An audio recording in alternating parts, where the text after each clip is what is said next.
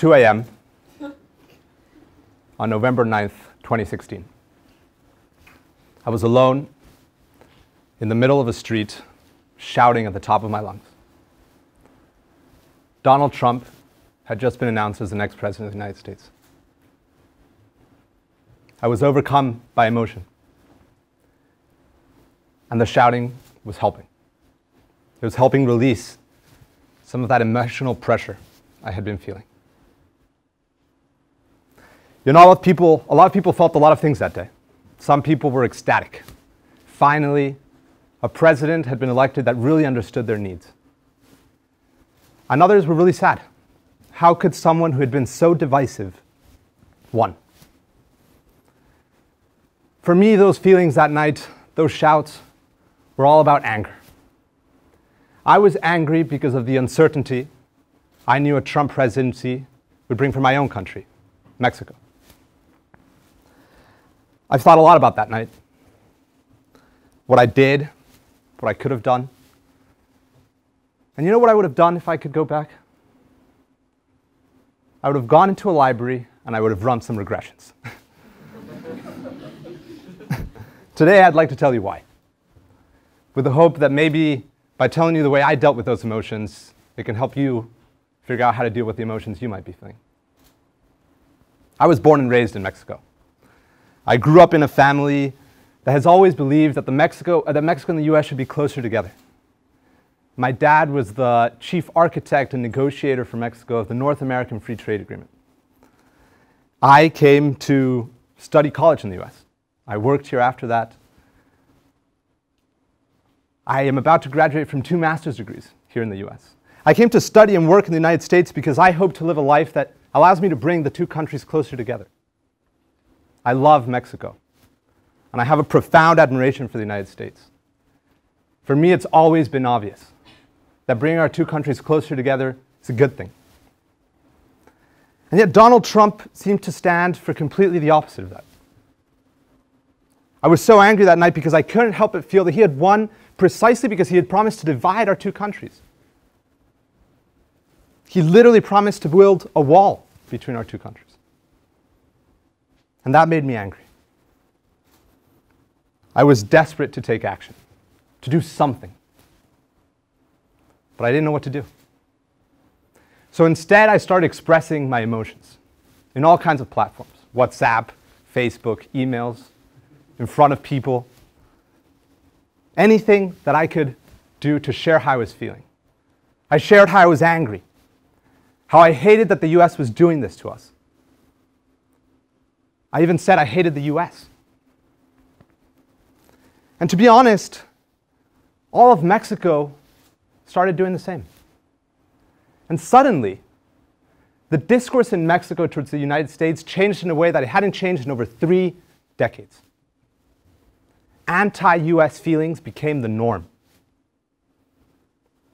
An extreme left-wing presidential candidate who is incredibly anti-US is now the front-runner for the presidential elections in our country. People started calling for US companies to be kicked out of Mexico, for tariffs to be imposed on US imports. People started calling for Mexico to push the US out. When I saw all that anger I had been feeling became worry.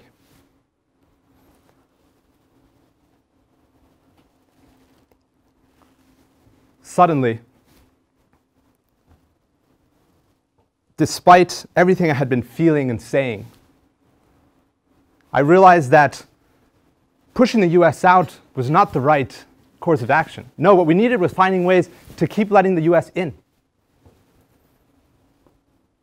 And so I set out to prove that with data.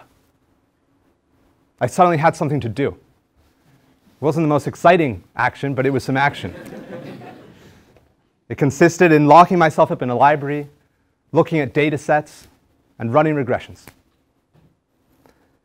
You know, we can think of what NAFTA did in 2 big things.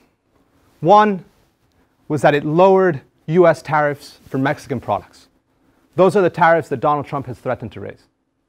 The second thing it did is that it lowered Mexican tariffs for US products. Now, Donald Trump gets to decide what he wants to do with his tariffs. But we as Mexico, we get to decide what we want to do with ours.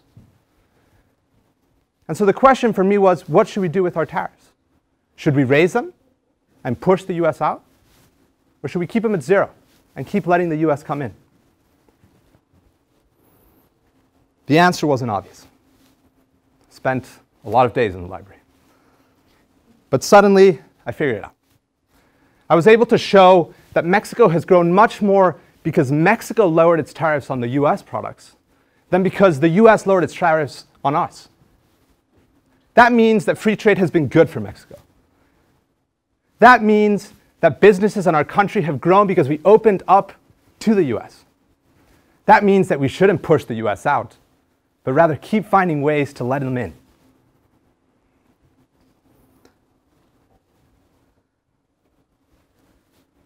Running those regressions gave me clarity. I suddenly knew what I had to do. I had to find ways for Mexico and the US to keep being close to one another, even if my feelings were telling me not to do that. We are all feeling a lot of things these days. These are emotional times.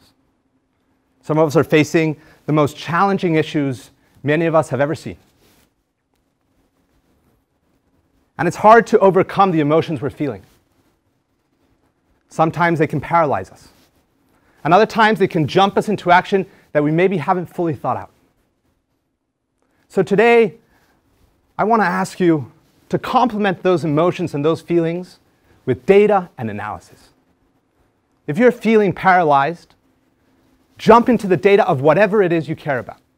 And maybe that analysis will give you clarity on how to move forward. And if you're already jumping into action, then maybe pause for a moment and make sure by looking at the data that what you're doing is going to help. If you're marching and protesting, keep marching and protesting. But make sure you have the data to back that up.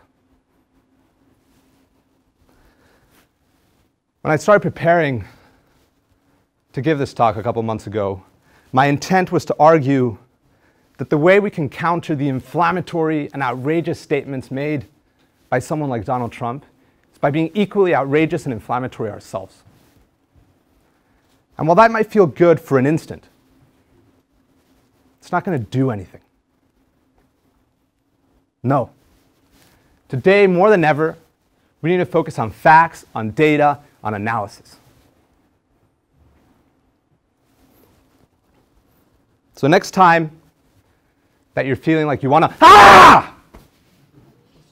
go run some regressions. Thank you.